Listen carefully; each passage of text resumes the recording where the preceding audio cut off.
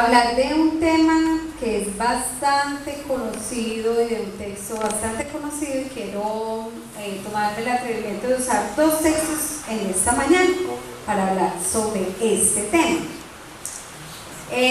Los últimos mensajes que hemos estado escuchando acá en la iglesia, hemos escuchado hablar mucho acerca de ir, evangelizar a otros, ir a llevar la palabra del Señor y también atender al llamado que el Señor nos hace. Pensando en este tema del llamado y de ir a hablarles a otros acerca de la palabra, hay una palabra que en todo esto ha venido resonando en mi cabeza y es la del discípulo. ¿Qué es ser un discípulo? Realmente, ¿qué es eso del discípulo? Nosotros estamos acostumbrados a escuchar, que tú te quieres bautizar, entonces debes de hacer el discipulado, ¿cierto?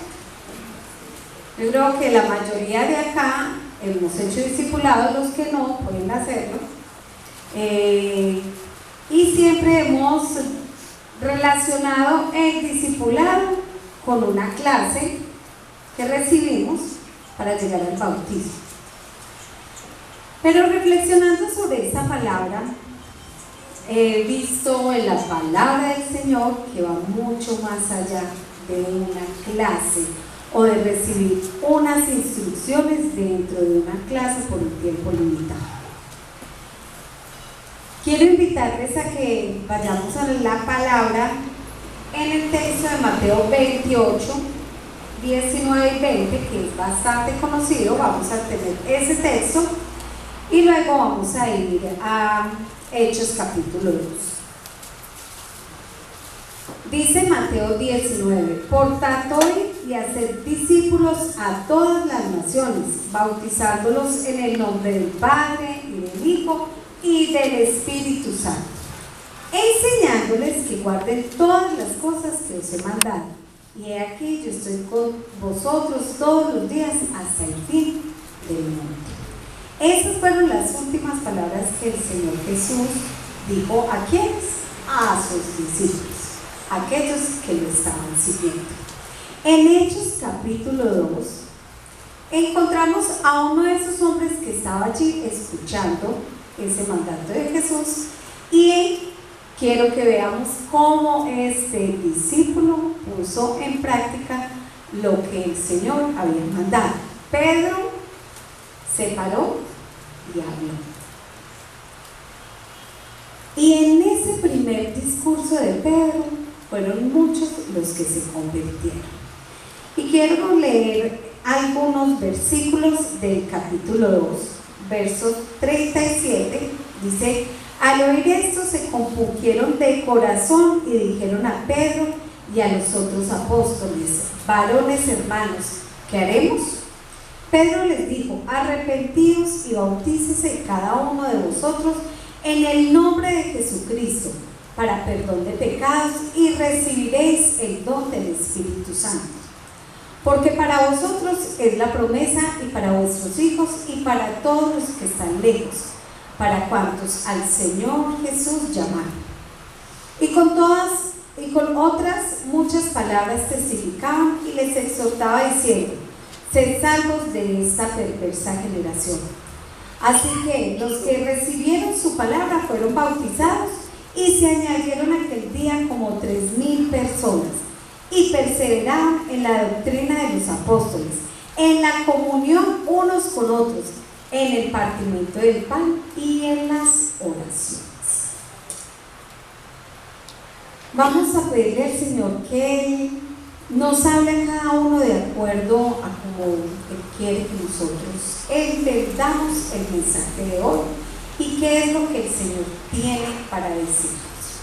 Señor, en esta mañana te pedimos que tu palabra sea viva y eficaz en nuestras vidas. Que tu palabra, Señor, sea la que llegue al corazón y a la mente de cada uno de nosotros para salir de acá, Señor, transformados por ti, por tu palabra, y para orar de acuerdo a tu santa voluntad. Te lo pedimos en el nombre de Cristo Jesús. Amén. Amén. De acuerdo a lo que acabamos de leer, pregúntele al que está a su lado, para usted que es un discípulo, y contéstele, ¿qué es un discípulo?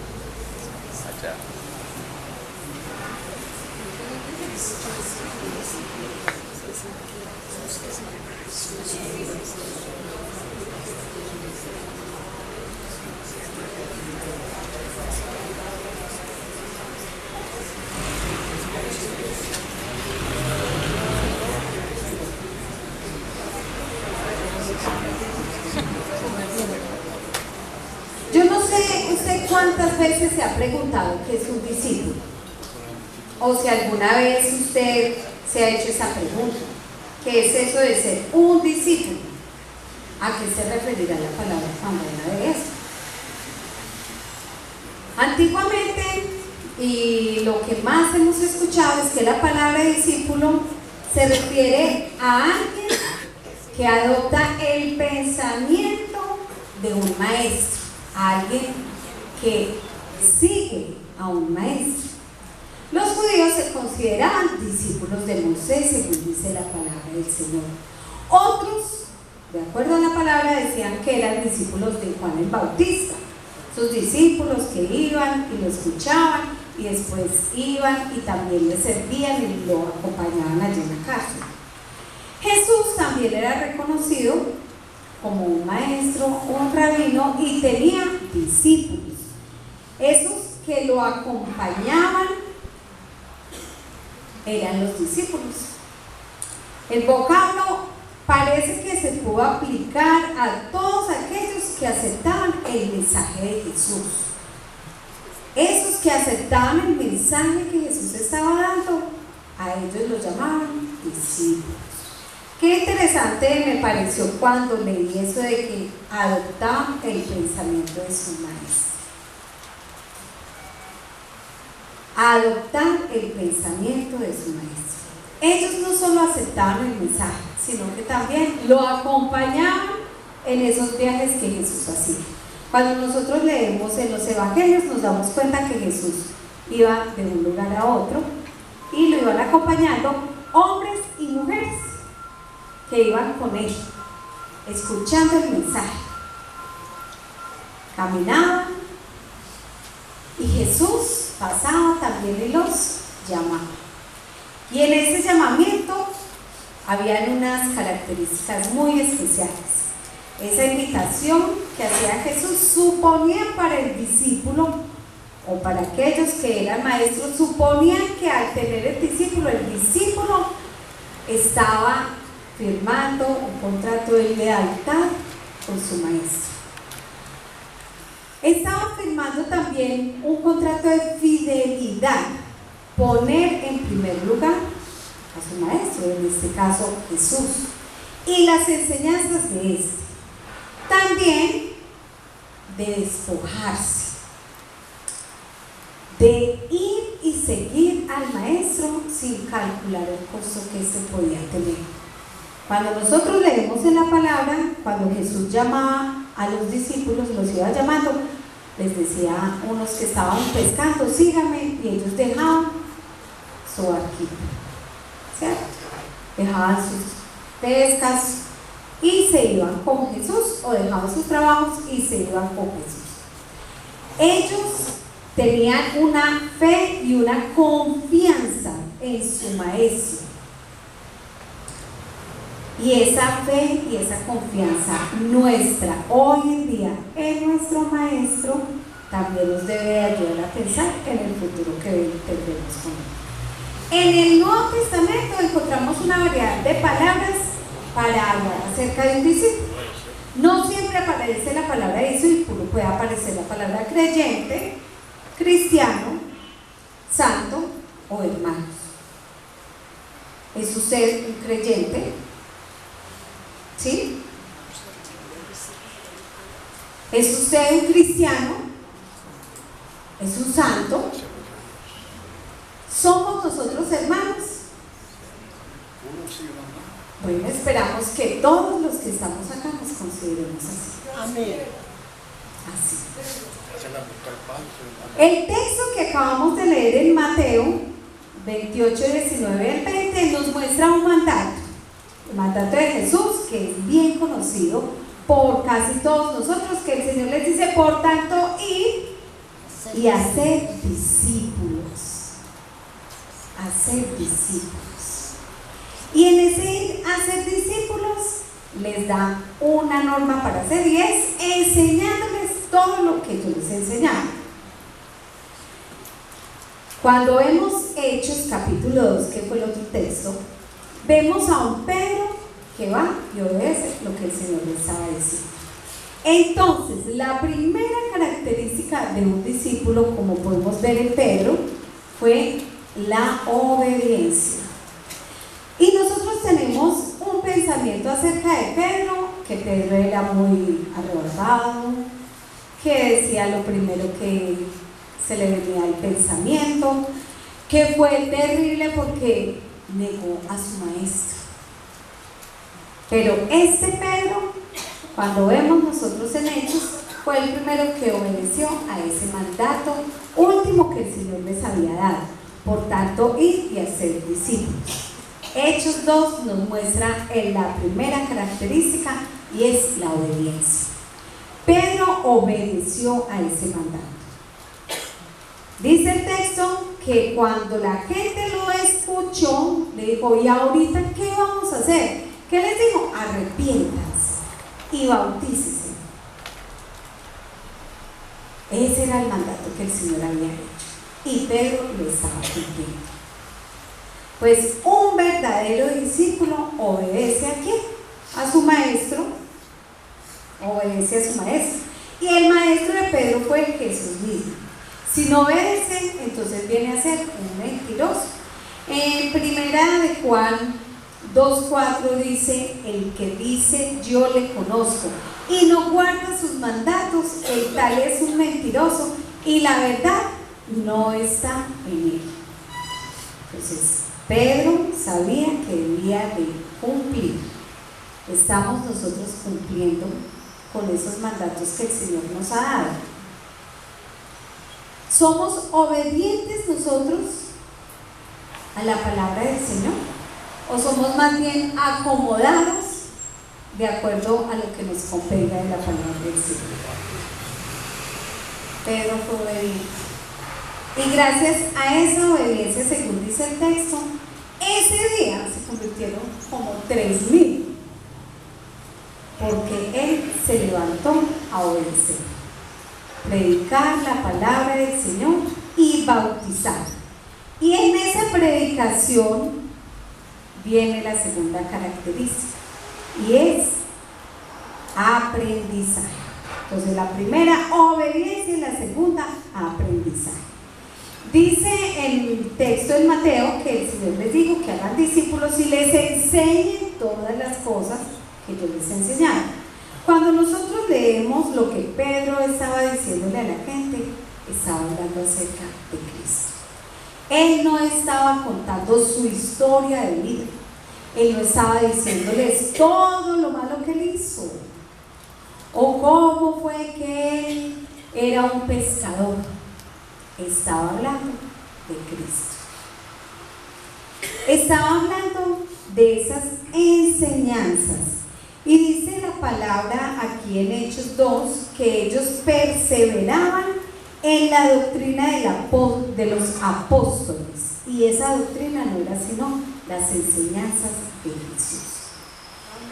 En ese aprendizaje, yo creo que a nosotros se nos olvida también, porque a veces solamente queremos aprender aquello que nos conviene, aquello que nos parece más cómodo.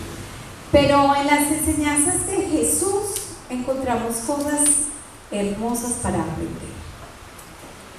Cuando vemos el Sermón del Monte en Mateo capítulo 5 al 7, empezamos a ver una cantidad de cosas que podemos aprender y de enseñar.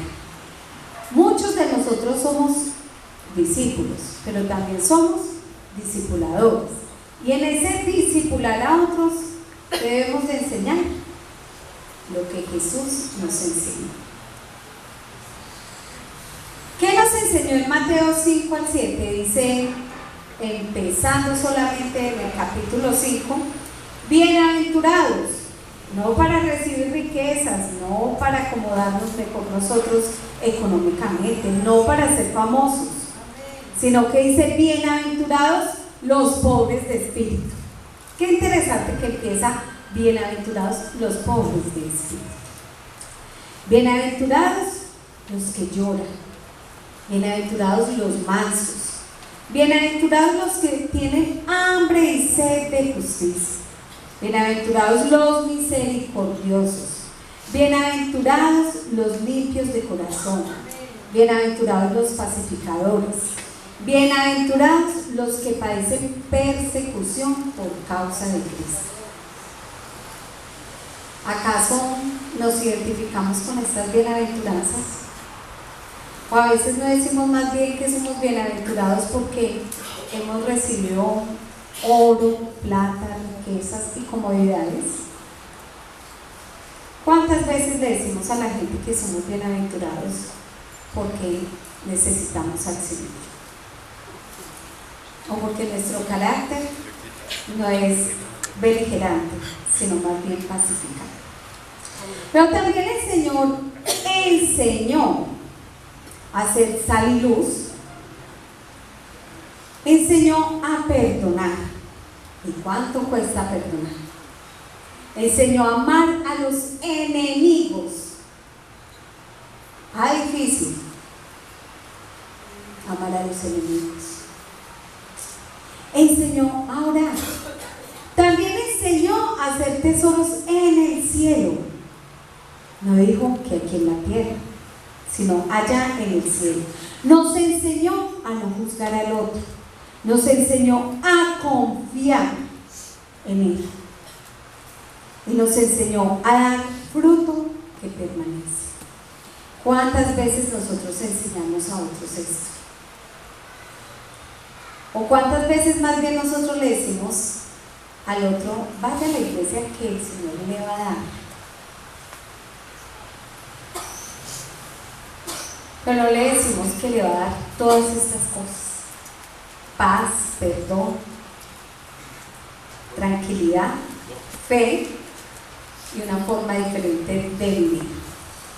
Pero también nos enseñó a dar, porque tuve hambre y me diste de comer, porque tuve sed y me diste de beber, porque fui forastero y me recogiste, porque estuve desnudo y me vestiste, porque estuve enfermo y me visitaste, porque estuve en la cárcel y me visitaste.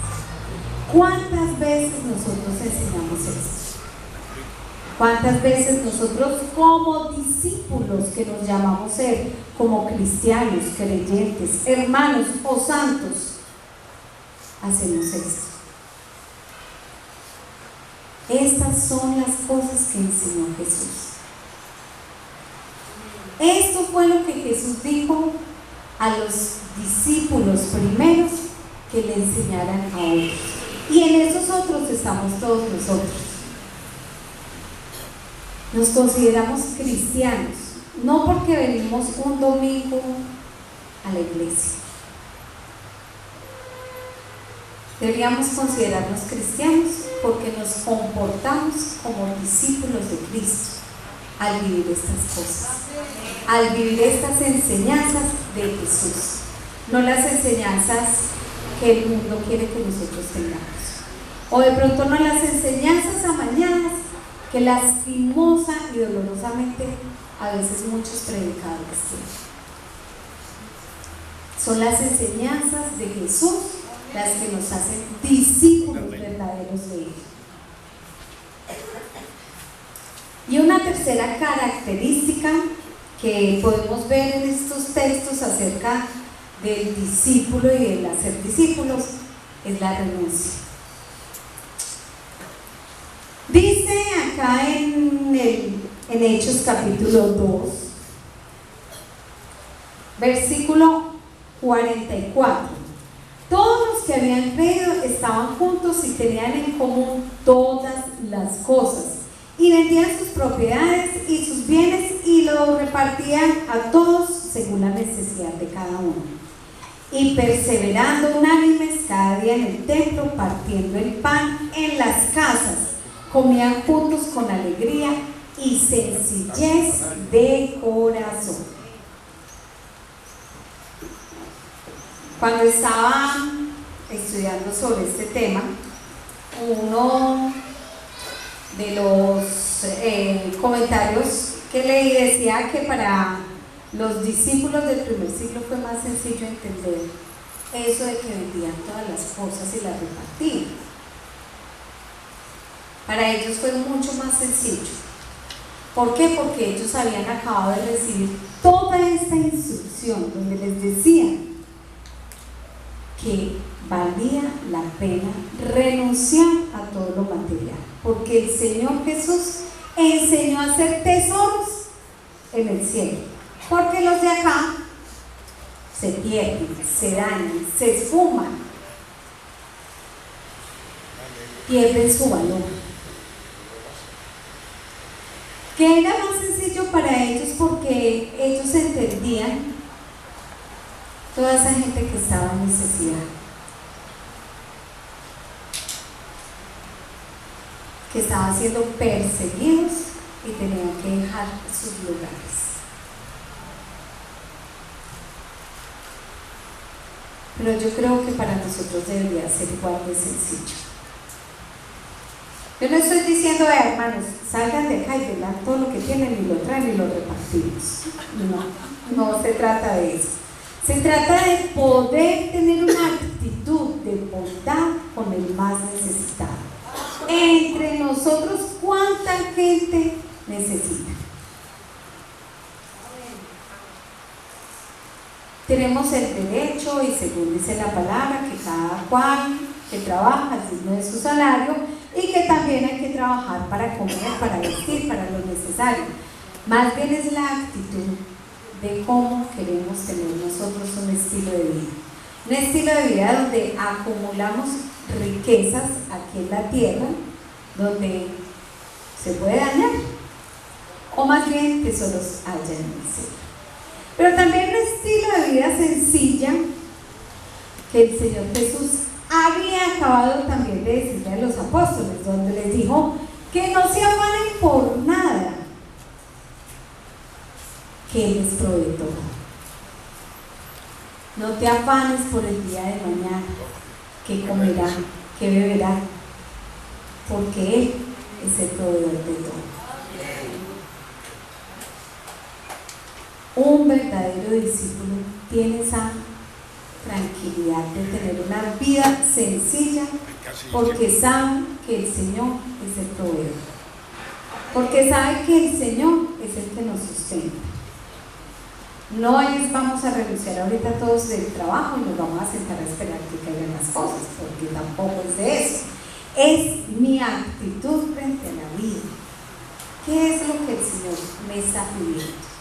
Cuando acabamos de escuchar que el Señor dice: venid benditos de mi Padre, aquellos que dieron de comer al que tenía hambre, que dieron de beber al que tenía sed, que acogieron al forastero, que dieron ropa al desnudo, que visitaron al enfermo y al que estaba en la cárcel. El discípulo de Cristo se reconoce no porque diga que es presbiteriano Cumberland y asiste a la iglesia, que queda en la circunvalar cada 8 días, sino porque vive un estilo de vida que va conforme a lo que el Señor nos ha mandado. Pero también en este estilo de vida hay otra cosa que me llama mucho la atención cuando dice en el texto de Hechos 2 que compartían el pan en las casas.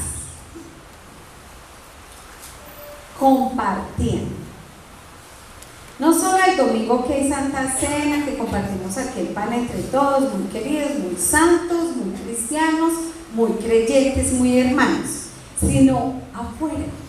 Habían relaciones personales también afuera. Aquí todos somos amigos, aquí todos nos conocemos, Y me parece tan triste escuchar a veces hermanos que dicen, ay, es que como fulano de tal no saluda en la calle.